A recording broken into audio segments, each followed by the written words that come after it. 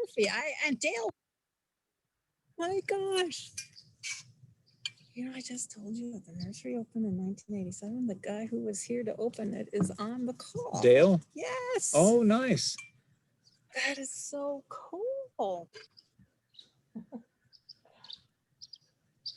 And you know Carol Murphy too. Of course, she's one of our long-term volunteers, both as a citizen scientist, but also here at the nursery. It wouldn't be a Glacier Conversations without Carl and Candy. Good evening, nice to see you. We'll let everybody have a minute to get organized. I'm Doug Mitchell, coming to you live and in color from the Native Plant Nursery here at Glacier National Park. Thanks for spending another evening with us here in conversation about Glacier National Park. I see iPad 3 happens to be my beautiful spouse. Hello, Julie, nice to see you. Your friend Dawn LaFleur is here. It's really a treat tonight to be joined by one of the really most inspirational people that I've had a chance to get to know in my 3+ years here at the Conservancy, Dawn LaFleur. Who is one of the many biologists in the park. Her specialty is vegetation here in Glacier National Park, and she invited us to try out what it looks like to be live here in the park at the Native Plant Nursery. So thanks for inviting us out on a beautiful evening. It's perfect. It's turned out to be just right. And Dawn we were just talking about the founding of the Native Plant Nursery in 1987, and she noted that Dale Wick is with us. Dale, you were here at the very beginning. I don't know if you'd be willing to say a quick hello. He's muted.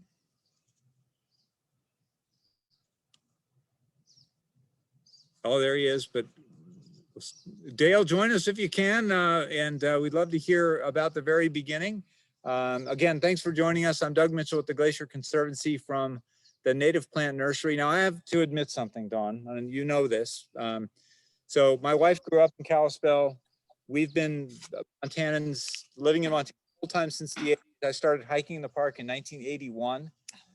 And that ages me a little bit. And until I took this job, I did not know there was such a thing as a native nursery in Glacier Park. And it really, if you've not been here, this is really truly one of the special places in the park. So Dawn, if you mind, kind of give us some of the background of this incredible spot. Okay. Thank you. Yeah, so our Native Plant Nursery was established in 1987.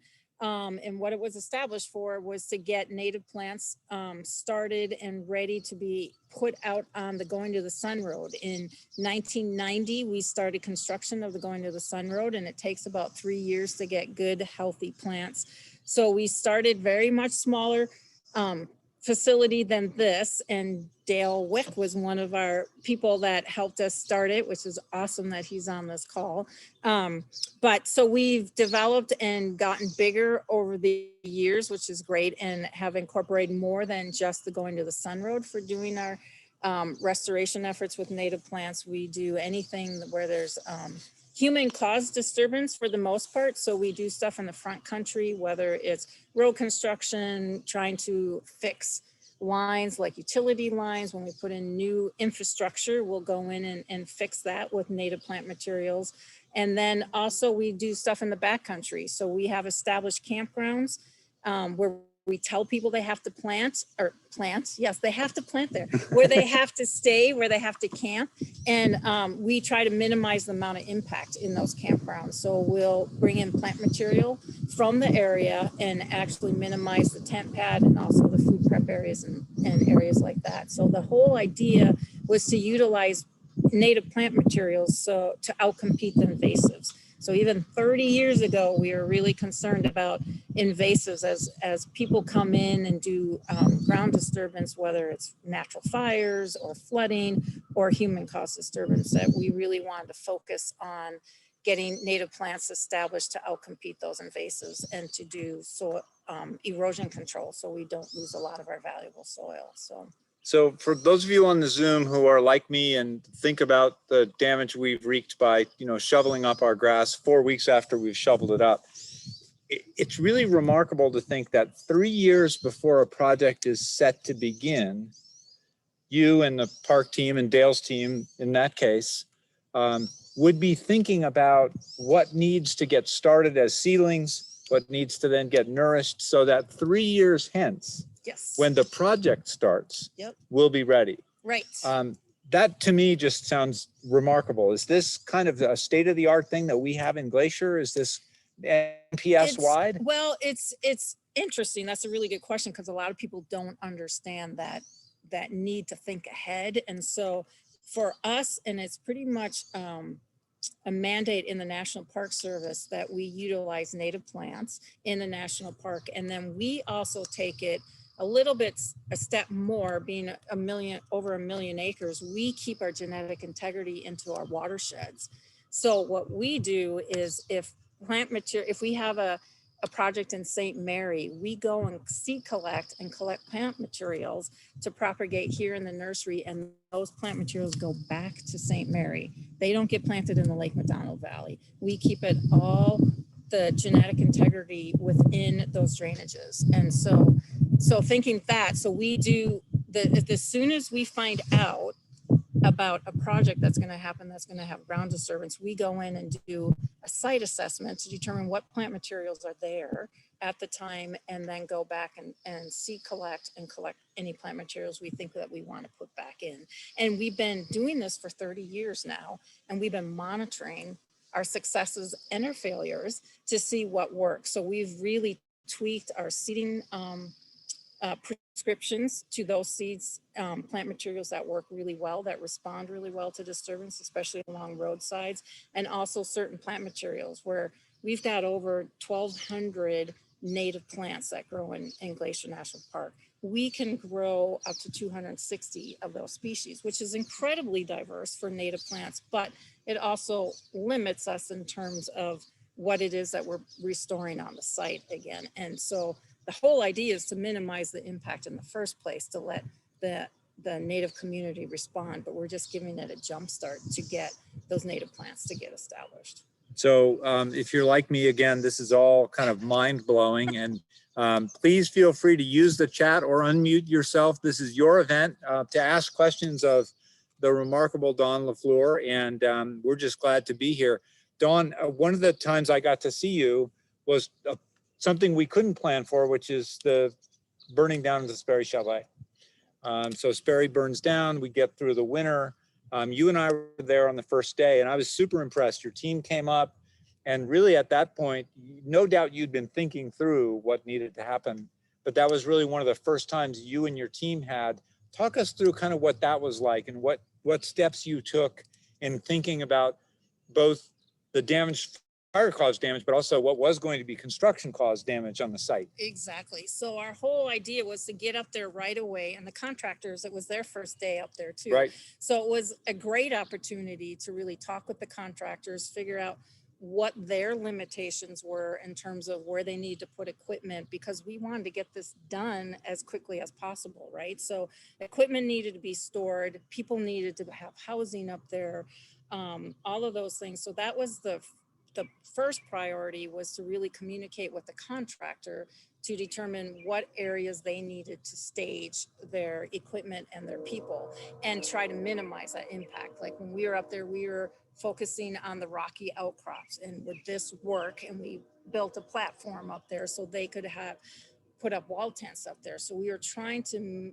minimize as much as possible the amount of impact to the vegetation up there, because it's in the alpine area, so it's very fragile environment. So that's what we were doing. And then we also knew people were going to be very interested in what was happening at the chalet. So we also set up areas for them to view the construction, and we really looked at those areas that were going to be the best for people to stay on the trail, but also be able to view what was happening up at the Sperry Chalet, which was very exciting. I know people really took advantage of that, but not to have people in the construction zone, one, but also getting on the vegetation and sitting and picnicking on the vegetation, watching the contractors. So those were the big priorities, but then also looking at what vegetation was impacted, especially our high 5-needle pine, the white bark pine, which grows up there, and trying to figure out our strategies for restoration, because we don't do a lot of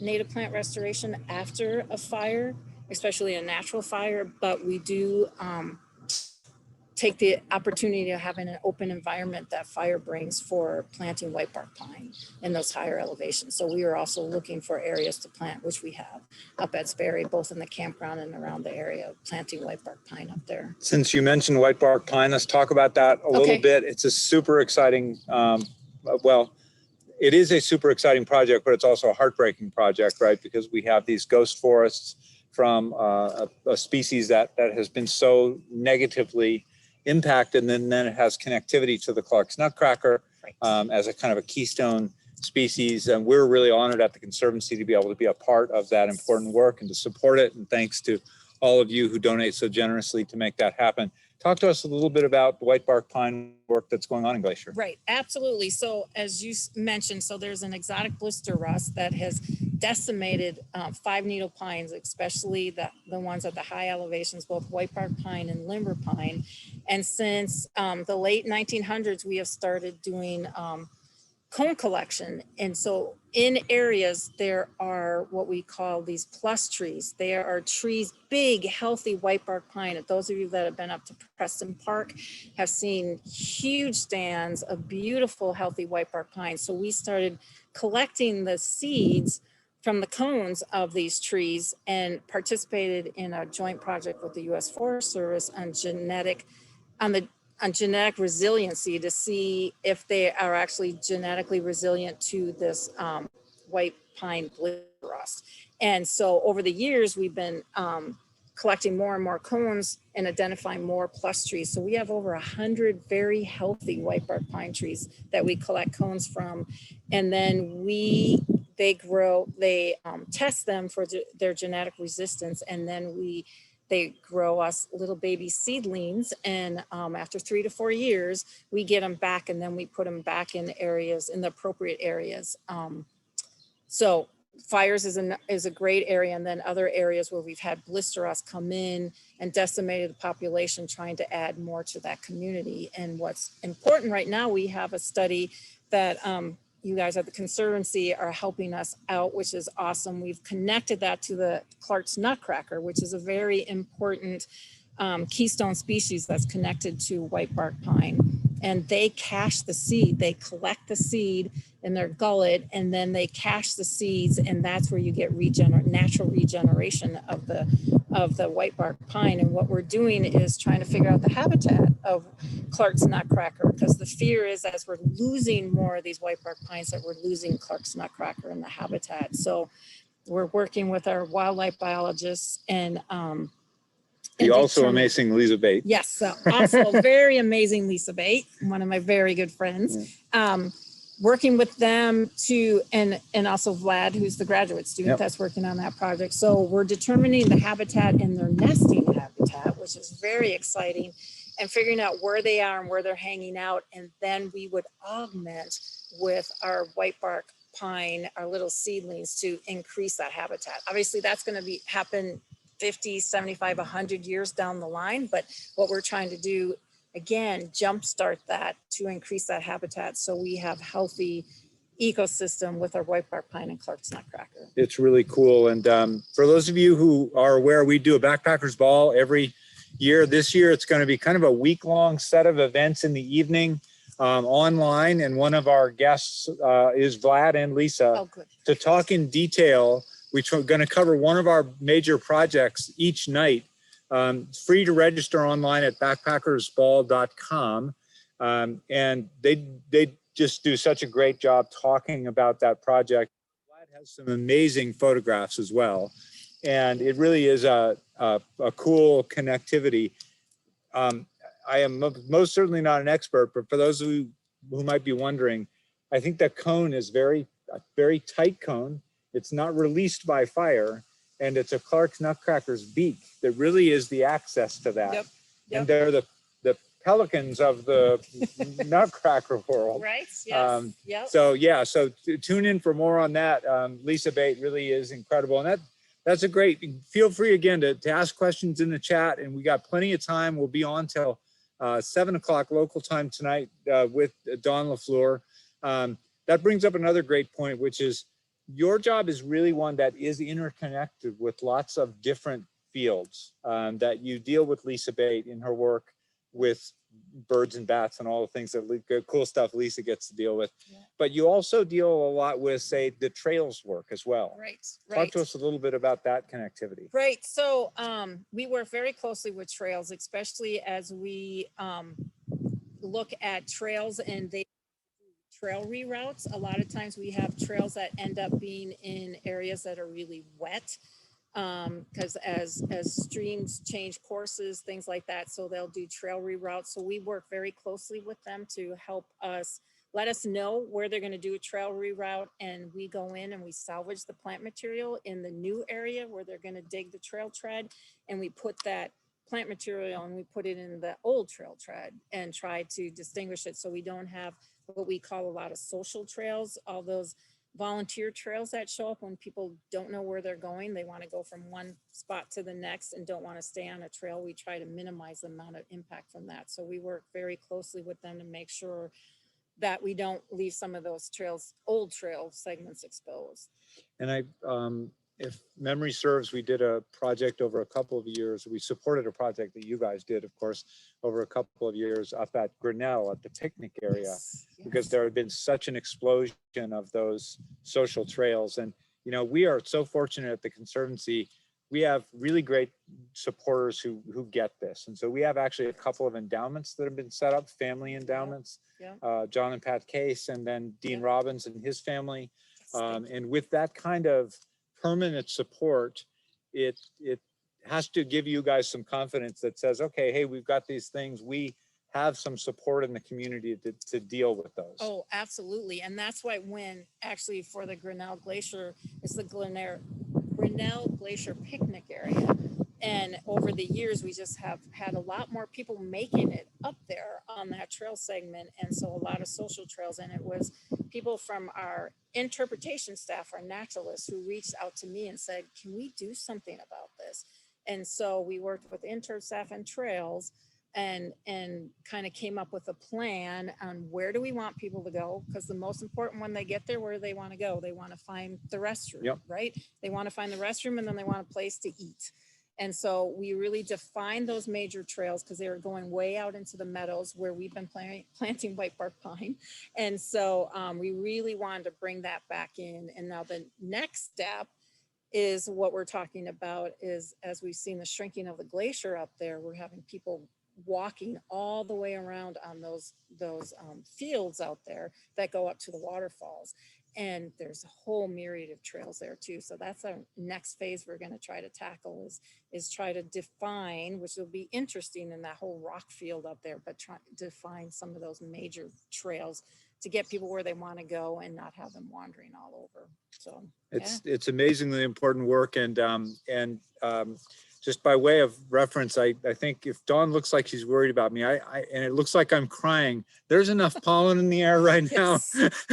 Here, I now know one of these things that might be down, counterindicated of being outside at this time of year is I'm having a little allergy problems. But I also want to say we're going to have a drawing tonight. Our dear friends at the Center for Native Plants and Whitefish have given us a hat, a beautiful t-shirt, and a $50 gift certificate. If you've not been there, it's also a great spot, and they're really wonderful partners of ours here at the Conservancy. Jill, it looks like we have some questions populated. Yeah, thanks everyone for your great questions so far. We're getting a lot of questions about the nursery itself. So Dawn, can you talk about where the nursery is located? Are there days and times that the nursery is open to the public if folks want to visit? And do you give tours or anything like that? Or can people just come by and pay a visit? Awesome. Great questions. Yes. So the Native Plant Nursery, for those who don't know, is located in park headquarters here in West Glacier. So right now it's a little tricky because of the ticketed entry. But basically you come back past the headquarters and there's a sign that says Native Plant Nursery, and it's pretty easy to get to.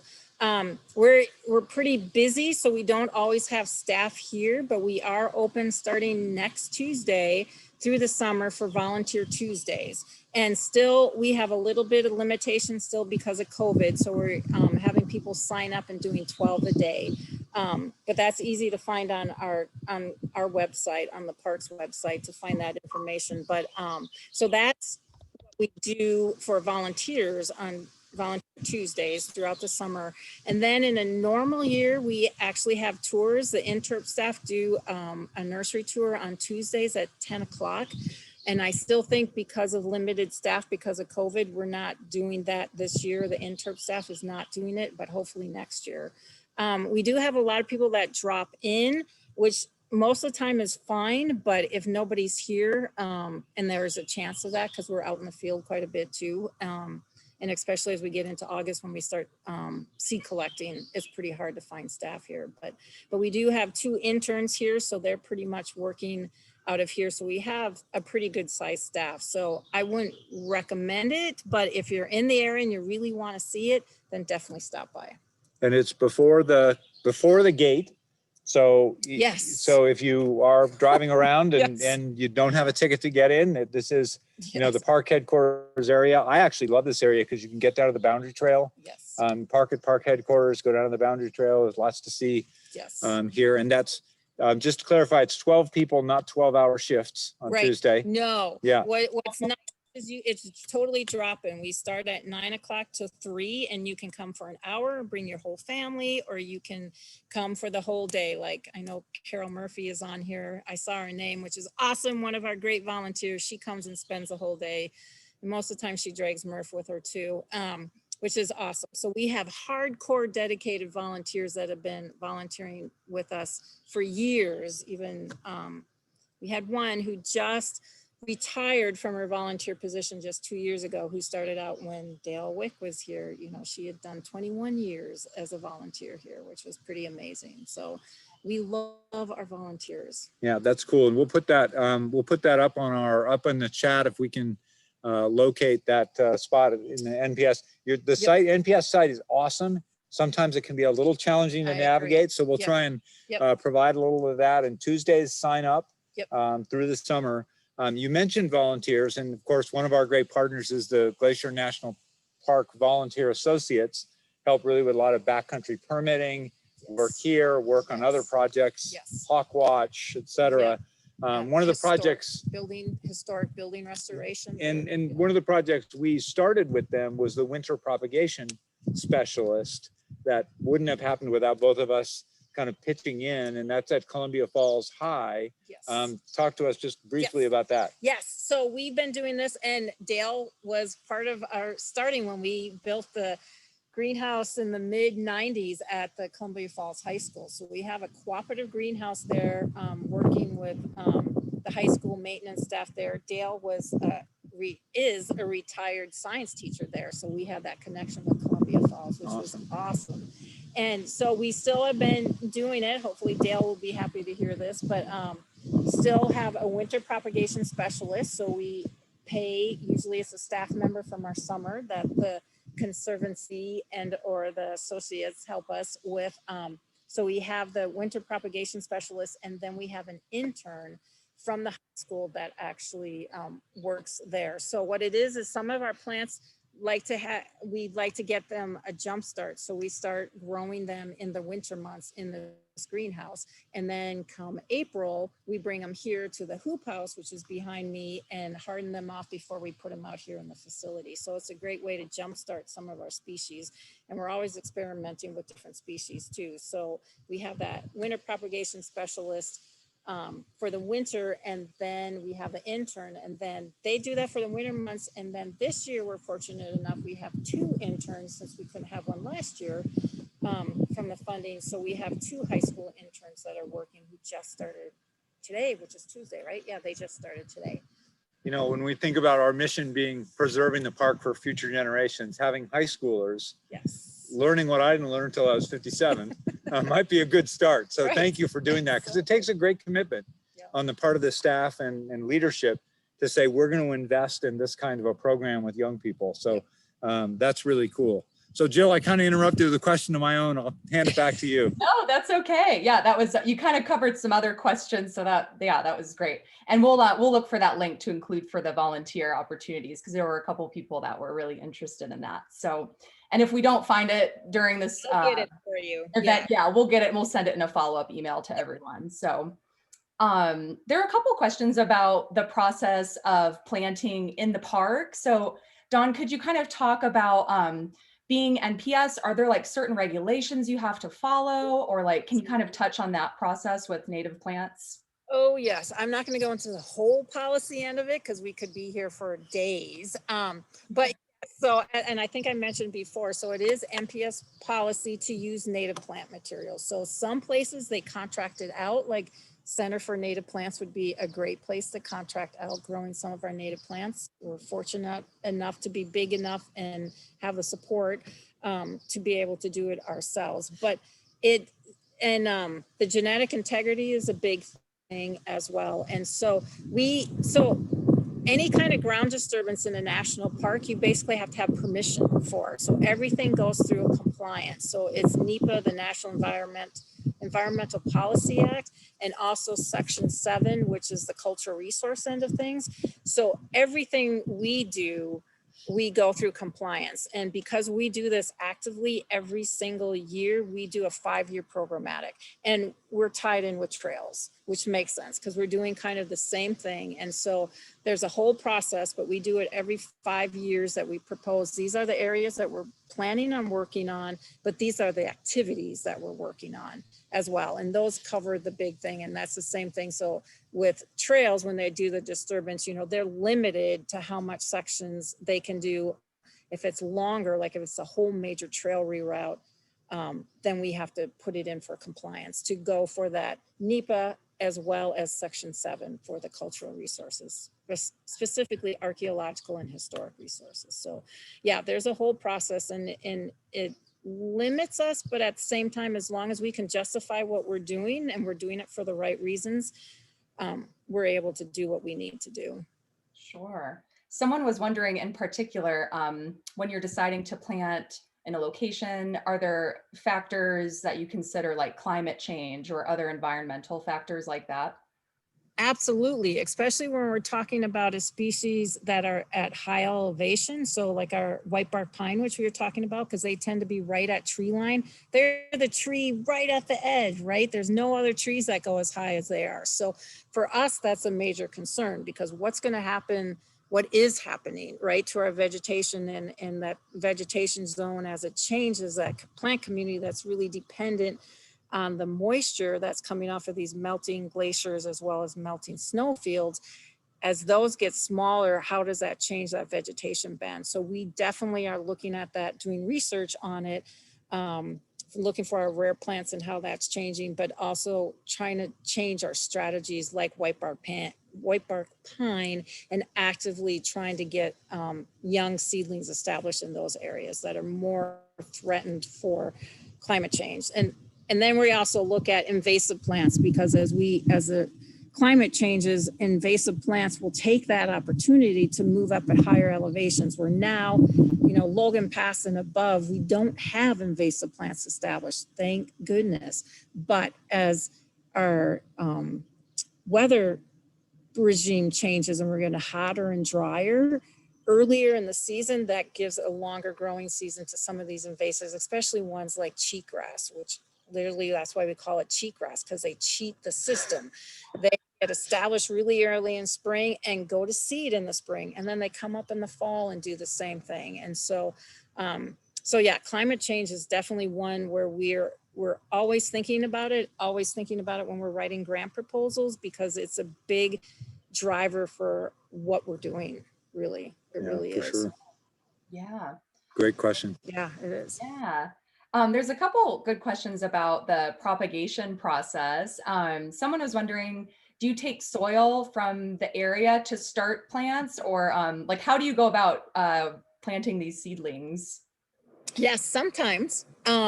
We do. When we started working up at Logan Pass in particular, where that road section was a big disturbed area, we took soil, the disturbed soil from up there, and brought it down here in the nursery and utilized that to inoculate our soil here, because the mycorrhizae, the little fungi that live in the soil, are so important to especially some of our forest species. So important. So yeah, so we did do some experimentation with inoculating our soil here in the nursery, and then utilizing that and inoculating the soil when we plant into it as well. And we do some soil amendments over the years. We've determined in areas it is more successful to add fertilizer, for example, to the soil, and other areas it's not. But the soil is such a huge component and an unknown. And it's always, when I'm talking to a group, I'm like, it'd be a great PhD project to really look at the soils of Glacier, because our plants are so dependent on it. There's a reason why huckleberries are not commercially propagated. It's because they're very connected to the soil fungi. And you can't take a huckleberry and go plant it out and be successful without, well, I'm not going to tell you the secrets, but the fungi are very important. And even, Douglas fir, it's very important. And so we've got, and bear grass, which we talked about earlier, it's very important. So that relationship with the soil is huge. So we definitely take that into account. We use different mixes here, depending on where on the site. So when we're growing plants for St. Mary, we're going to use a drier mix, a soil mix. When we outplant them, because you want to make sure that they're going to adapt. Because the big thing is here, they get babied. They're so babied here in the nursery, taken well care of. But when we put them out and we plant them, we don't want to baby them anymore. They're native plants. They need to get established and thrive out in the environment. So whatever we can do to help them get acclimated to going out into the field and surviving, that's what we do. So depending on the species and the site, there's a variety of techniques that we do to acclimate our plants to make them happy. Sure. Would you say that nurturing that they receive at the nursery really makes them able to grow, as opposed to just being out, or maybe like compared to those plants that can't be propagated? Because that was another question I wanted to ask. So absolutely. It's like I said, what we're trying to do is jumpstart some of the recovery with the native plant materials. So the plants that we bring from the nursery, we want them to be happy, and they're super happy. They're growing. They have lots of growth on them. And the big thing is really well-established root systems. That's what we're really focused on, is getting a really healthy root system. So when we put them in the ground, and then that's also, we need to be careful when we actually outplant them, right? That we're not J-rooting them. We're not crowding those roots, that we get nice big holes, which in our rocky soils sometimes is much more challenging than we anticipate, but we really want it to be a healthy, inviting environment for those plants. Sure. Cool. Are there any ideas that come to mind about like how, our partners or people or businesses in the community can kind of maybe bring some awareness to the importance of native plants? And I'll tie it into someone's question. They just brought up the East Glacier Park Lodge specifically, and how they have kind of like a garden out front. So they were just wondering, like, if they could get in touch with them, or someone could get in touch with them to maybe put some native plants in that garden, and just kind of like bring awareness to the importance of these really unique native plants we have here. Do you have any thoughts about that? I do. And it's, what we stay so busy here, but what we've had is more groups. Like we had, for example, the Belton Shell, the train depot, right, reach out to us. And that's where the Conservancy has their great retail shop, right? So they reached out to us, and so we went and helped them to get native plants established. So we had extra plants from the area, and it's not something we advertise because we're not supposed to give out park resources, but we were able to help them get started with native plants, and then suggest what other native plants they could get from areas like the Center for Invasive, not the invasive plants, for native plants, to give them that idea. I think And then we work with our lodges. So Xanterra runs like the Lake McDonald Lodge and some of the other infrastructure that we have in the park. So we're always working with them. They're limited and they can't really plant stuff. They do containerized plants, but every few years I actually review that and improve what plants they can actually use for containerized, because they want big showy plants, but I don't want them to be able to set seed and become invasive plants that I have to deal with later on, which has happened in the park here in one instance. So we try to minimize that as much as possible, but it's hard for me to go out and tell the lodge, Glacier Lodge, you know, you should be planting native plants. I think it would be from the community to reach out to them, and then we would be a resource to be able to give them some information and guide them in the right direction.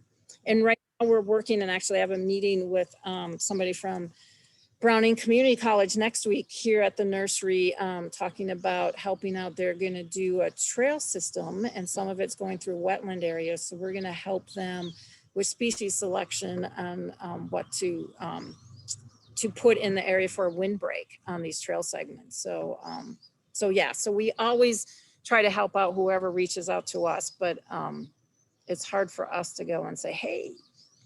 Well, this is a challenge that also is, you know, cross fertilizes to other areas that we have invasive issues related to fish. Right. Right, in the park. And so it's not just in invasive plants. And then, you know, you look back, and we did a book club book called Engineering Eden, where there were management decisions that seemed like a good idea in Yellowstone in 1920. Right. That have turned out, by killing all the wolves, that turned out maybe to not be a great idea. Right. So it's a constant learning experience, right? To figure out how you, this balance of how do you protect the two charges of the beginning of the national parks, keep it just the way it is and let everybody in to see it. Right. Right? Exactly. It's a huge challenge. Yep, it is. And we still struggle, obviously, with our ticketed entry. We struggle with that every day. And right now, you know, ticketed entry, one of the main reasonings that's being given for it is to protect a resource, that we're realizing that we're having overcrowding issues, and that's starting to impact the resource. Right, and we check boats for invasive species, for mussels, and also maybe if we can get some of the weeds out of there as well, Exactly. that'd be super helpful. Yep, absolutely. We haven't really touched on invasive weeds, but that's also a program that we're super happy. It's not maybe the sexiest donor program, I'm sorry, but it's super important. It is. The invasive work, and it also involves Montana Conservation Corps, and there's a lot of work going on with invasive weeds in the park, and has been for a long time. Yeah, we were slow to jump on the bandwagon. Actually, we were doing all hand pulling at trailheads when I first started here. And it wasn't until the mid 90s that we actually started implementing a program that uses an integrated approach. So also use herbicides. There's a whole process, and because we're a national park, it's a huge process that goes all the way up to the Washington level every year, that we have to put in our proposals for using herbicides or any kind of pesticide. So which is good. I mean, what we're trying to do is, I tell my people that do invasive plant control, what we're doing is trying to maintain our native plant communities and protect our native plant communities, not just to kill the invasive plants. We're here to maintain the native plant communities. Whoa. Oh. I don't know what's okay. But it goes hand in hand. So we are, in order to maintain our native plant communities, we have to really address the invasive plant issue. And as we get more and more visitors, we have more impacts, and invasive plants like any areas that are disturbed. So they'll take advantage of that. So as we get more people on the trails, more people driving, all of that, that is an impact. So we really try to stay as much as we can on top of them, especially new invaders, and trying to protect our wilderness areas. So we, working with the Conservancy, have been very supportive, and we work with Montana Conservation Corps crews. So the last 2 years, we've had a crew, specifically a spray crew that's been funded by the Conservancy, to help out at those, to be able to focus us not only on the road corridors, but also on those trailheads in the back wilderness areas, to really be able to stretch our resources out quite a bit. Yeah, it's really, it's amazing work, and it just is something that's a constant. It's like painting the Golden Gate Bridge, I fear, right? It's, you get to the one end and then have to go You can start go right back. at the other, Yeah. at the other part for sure. So go back to you. Yeah, we still have lots of good questions to get into. A couple of people had a similar question about once you plant the plants in their new location in the park. Is that it? Do you just let them go? Do you do any kind of like temporary watering or irrigation, or you just kind of hope for the best? No, there's a variety of different things. And again, it depends on the site, but there are some sites that we baby more, like the St. Mary, when we redid the St. Mary parking lot over there by the visitor center. And the design, the engineer, the architects, the landscape architects designed islands, which for us from a restoration standpoint is a nightmare because they're surrounded by asphalt, super hot, very isolated, don't get native seed rain. So we have to really baby them. So and the same thing at our visitor center now, Right. was the transit center, now our visitor at APGAR, same thing, put in islands. And so we actively water them and we weed them and we augment them if we have to. So there are some areas that we do a lot more babying, but then other areas, we can just like on the Going to the Sun Road, for the most part, we're able to put the plants in and walk away, but we don't literally walk away. We monitor every single restoration project. For the most part, we monitor all of that and collect. So we monitor at year 1, 3, 5, 10, 15, 20. We're doing 303B, which I started on. We're doing year 30 this year. So we are always tweaking what we're doing. So if we needed to make changes for that. So we don't literally just walk away. We actually monitor to make sure that we are being successful, and then we'll treat. But there are some areas where we've had to water. And then this year we're putting in a new comfort station up at Big Bend, and we're putting in a vegetated roof, which will be challenging. But we're up for the challenge. So that's going to take a lot more babying. I think we're going to have to water that quite continually because it's going to be so exposed and really hot and dry. But we are growing some really low-lying plants to put up there, and we'll see how that goes. So That'll be super interesting. So I'm going to need a definition of the phrase that I've never heard before: native seed rain. oh, like the pollen you're Yeah. getting? That's part of it. So yeah, so it's basically when you get natural seed drop. So that's the native seed rain. When it comes down, and it'll actually start growing. And is in there areas. like a circumference for that? How far might that travel? It depends on the seed. So you'll have like a seed like in a lupin plant. So that is a seed that fills its pod so full that it explodes. So it can push that seed 15 feet away from the plant. Other ones will just drop right at the site, or a lot of them have a little pappus on, like the cottonwood you're seeing. Yep, or a propeller, or the cottonwood that has a little fluff on it that'll make it wind dispersed. And it can go like 150 feet away from the mother plant. So, and other seeds have stickies on them. So they get transported by wildlife, people moving, and then they'll drop wherever they drop. So I've learned something as always. The bar is pretty low when it comes to me, but hope join me there. Don, are you guys collecting and freezing seeds for the future? Oh, that is a really good question, because way back when, because CSU has a great seed bank, and it's huge. They've got potatoes from the 1700s, and it's way cool. And the Park Service, it's a little late, Park Service has been around for over 100 years, but we are just coming up. We just came up with it last year, a seed storage strategy. So we're still working on that, but it's something we're addressing, and it's park-wide. And I've been working with folks that are in the restoration field through the Park Service that we're trying to figure out if we're going to contribute to the facility at CSU or start one that's specific to the Park Service, which gets into the whole archival thing. But we are definitely talking about that, especially as we're looking at threats for climate change. that we don't want to lose some of these endemic species that are very important to these specific parks. So it is something we're looking at. Yeah, that's a really good question.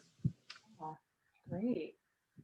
Well, I think that's it for questions for now. I'm sure we'll get more, but do we want to jump into our giveaway? Oh yeah, let's jump into our drawing. Yep. Okay. Sounds good. Yeah, Doug is modeling one of the giveaway items. So this is all for the one lucky winner. We've got the hat, yep, the t-shirt, and a gift certificate for the Center for Native Plants here in Whitefish. And our winner is Carl and Candy Spear. All right, Carl and Candy. Guys. Love it.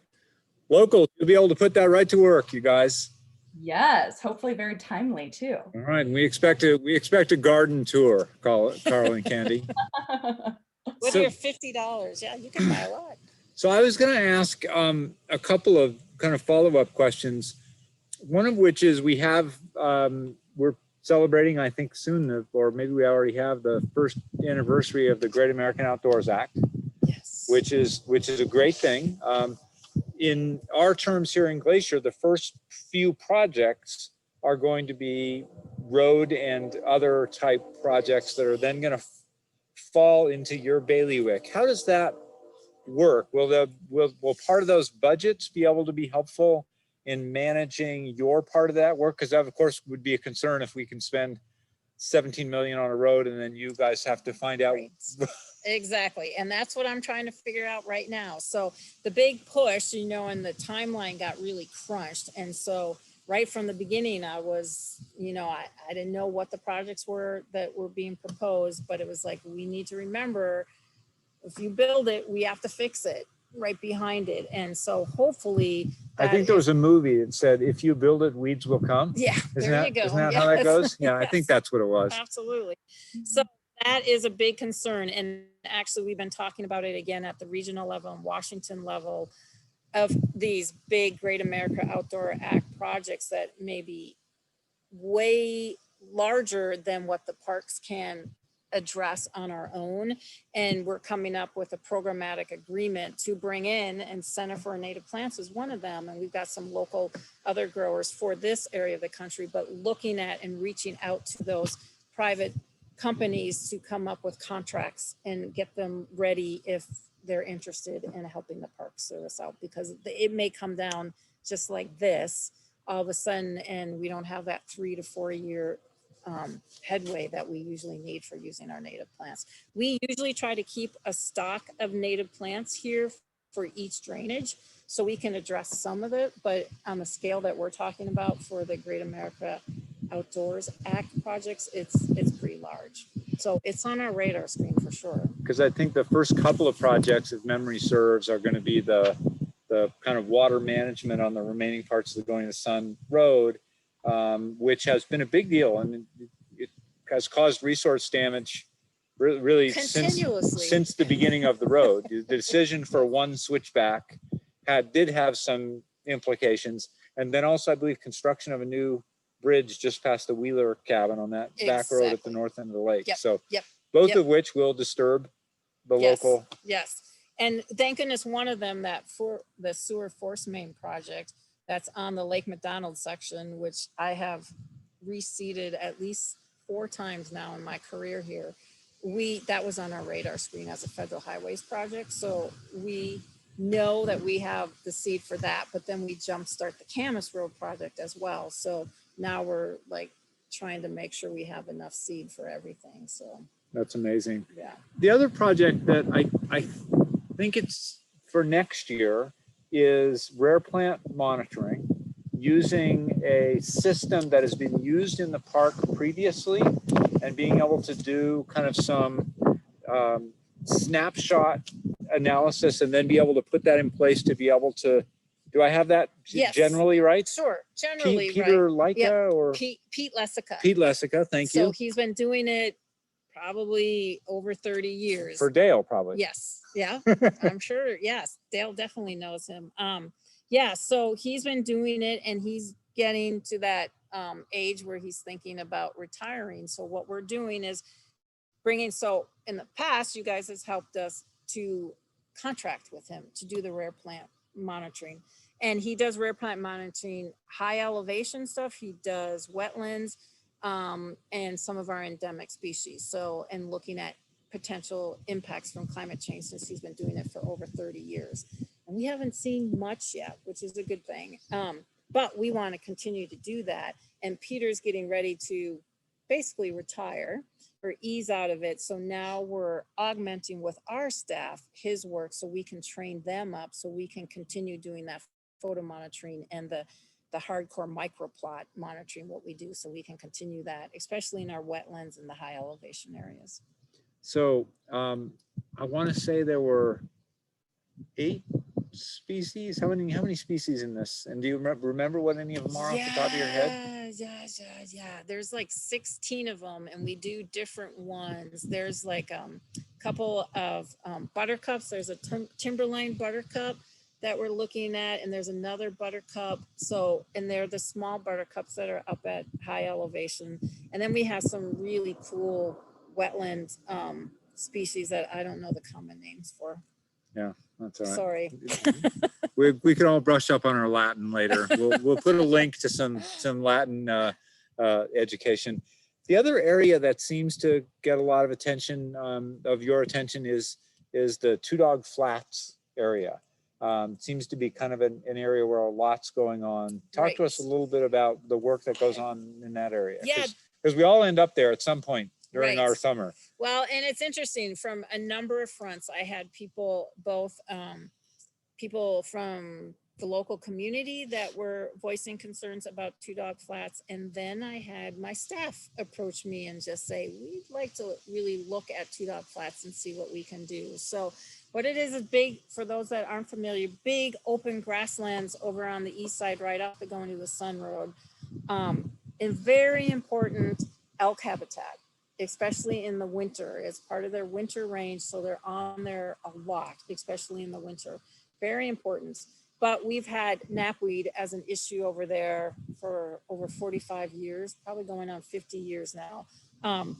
Knapweed, and unfortunately the elk tend to move the knapweed from wherever they're coming from and move it further into Two Dog Flats. So we've been, for 25 years, been treating the knapweed on the road corridor to try to prevent it from going further. But the elk and people wandering up there, and the wind, because it has a little feather on it, we call it a pappus, that's wind blown. So as the wind comes up through that drainage off the lake, it just moves it right up the Two Dog Flats area.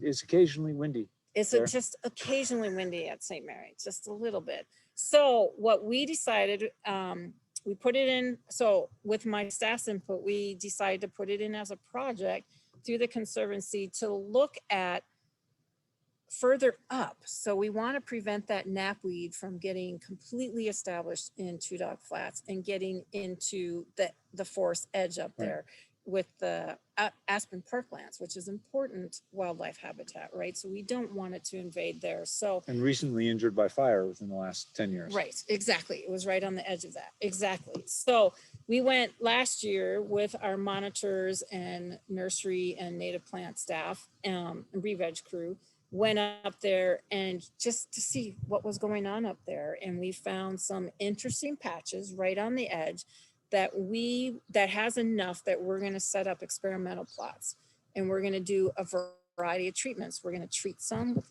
herbicides. We're going to do some hand pulling. We're going to leave some, but we're also going to do some seeding with native seeds and different seed mixes to see what can outcompete as we treat the knapweed, the spotted knapweed. What can we do to ensure that we don't get knapweed or something nastier that fills in those niches? And native plants are notoriously, just because they're native, they don't have to be aggressive. So they tend to come up a little bit slower than a non-native does. So we want to really target those that be a little bit more aggressive, that will do well in this open type of environment in the grassland community. Yeah. So it's really amazing work, and we're getting close to our time, but it would be, we are currently located here in Glacier Park in traditional Blackfeet, and in our case, Salish and Kootenai lands. And we would be remiss not to also talk about the connection with the Blackfeet. And I had the chance, I'm sure you know, Rose Bear Don't Walk, who's involved in Native American Speaks program and then is an ethnobotanist, I believe. Yes. And Mariah Gladstone, who has Indigikitchen, who's also really interested in the idea of native grown food and plants. Yep. Talk to us a little bit about how all of our shared commitment to the Native American culture that we have inherited here in this physical space impacts you and your work and your team. Absolutely. And like I said, we're talking with new folks that are starting out at the Blackfoot Community College and trying to get native plants as part of what they do there, what they talk about. And when they create a trail system, they want to use native plants. We've kind of gone in and out working with them. We've worked with them for years. We had a cooperative greenhouse that we started there at the Blackfeet Community College, and then they took it over on their own, which has been great. And we've been working with them, especially the Blackfeet, with their school groups. So we go in and we plant like in the campgrounds and areas like that, and we work with their school groups to educate them as well. We also do a career day with the Blackfeet students at the high school, which is awesome. They come here and they spend the whole day with us, and we talk about what we do and how we do it and how we got where we were. So we're always trying to find ways to communicate with them, basically, and let them know what it is that we're doing, which is awesome. And with the Sailors Kootenai, they are a partner with us with the White Bark Pine. So we're doing a podcast, which is funded by you guys as well, which is awesome, focusing on White Bark Pine this year. Headwaters Podcast, season 2. Exactly. So that's awesome. And they are an integral part of it. People that I've been working with for several years are an integral part of that. So, and I think it's an important story for them and they're the ones that suggested bringing us in to bring another story. And we also have a project that's being done by USGS where they approached Sailors Kootenai and wanting to work with the park to talk about an important issue. And they're the ones that suggested Glacier and White Bark Pine. So that's what we're going to follow through with. So it's cool. So there's a variety of different ways. And with invasive plants, we connect with them. We're doing a Mariah's Pass Spray Day tomorrow. And the Blackfeet crew are coming up to join us and have lunch with us and spray the road. So yeah, we have lots of ways that we work with them. It's too bad you're not busy, Dawn. No, not at all. I'm not bored. That's it, which is a good thing. Oh, well, thank you so much for sharing a wonderful evening with us. I know that I am not alone in. There's Dale. There's Dale. Hey, Dale. Hey, Dale. We've got a regular superstar on with us tonight. Dawn, thank you so much. We are so blessed to be able to work with her and her team on so many great projects. We are this next year raising $104,000 for grants that Dawn has requested of the Conservancy, and with your help, we're well on our way. Please do join us, backpackersball.com, register, and you'll learn lots of cool stuff about other things. And we hope everybody has a great rest of your night. Be safe and enjoy the summer. Thanks, Dawn. Thank you. Thank you, Doug. Thank you, Don. Hey, thanks, Dale. Thanks, Don. Sure. That was fun.